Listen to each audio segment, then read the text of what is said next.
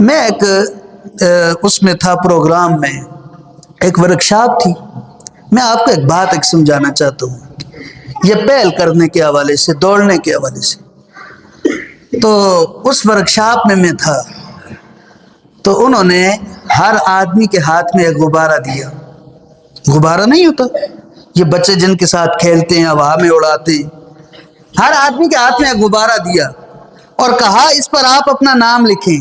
میں نے اپنا نام لکھا، ذوالقرنین عباسی. دوسرے جو لوگ تھے انہوں نے اپنا اپنا نام لکھا. اس کے بعد ایسا ہوا، ان لوگوں نے، وہ جو ورکشاپ کروانے والے تھے، انہوں نے کہا کہ آپ ان غباروں کو ہاتھ سے چھوڑیں، گیرا لگائیں، گانٹھ لگائیں اور ان غباروں کو چھوڑ دیں. سب نے چھوڑ دیے. اس کے ساتھ ہی اعلان ہوا کہ آپ اپنے اپنے غبارے تلاش کریں، اپنے اپنے غبارے حاصل کریں، دیکھتے ہیں سب سے پہلے کس کے ہاتھ میں اپنا غبارہ آئے گا. ہم دوڑ پڑے، ادھر ٹکر ادھر ٹکر، ادھر افراتفری، ایک ہی شور و غل، شور شرابہ. 5-6 منٹ کے بعد میرے ہاتھ میں وہ غبارہ آیا. باقی لوگوں کا بھی یہی حال تھا. افراتفری بن گئی اور ٹکریں لگیں. انہوں نے کہا ایک اور طریقہ کرتے ہیں، غبارے آپ کے اپنے اپنے ہاتھوں میں آ گئے جی. اب ایسا کریں، ان غباروں کو دوبارہ چھوڑنا ہے. اب اپنا غبارہ ہاتھ میں نہیں لینا، اپنا غبارہ نہیں. آپ ایک قدم آگے بڑھیں، جو غبارہ بھی آپ کے ہاتھ میں آتا ہے آپ اس کو پکڑ لیں.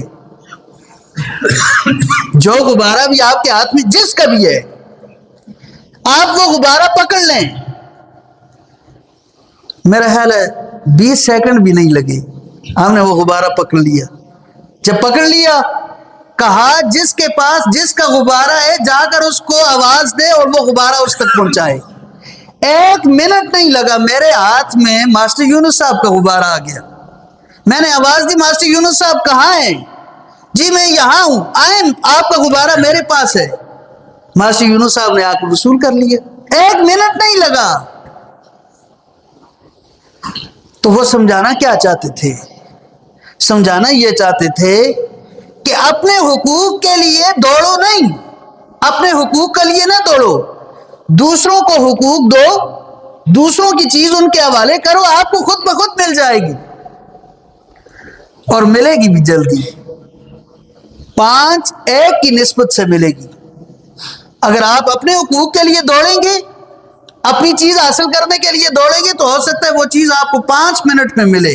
اور اگر آپ دوسروں کو دینے کے لیے آگے بڑھتے ہیں تو آپ کو اپنا حق بھی 1 منٹ سے پہلے مل جائے گا.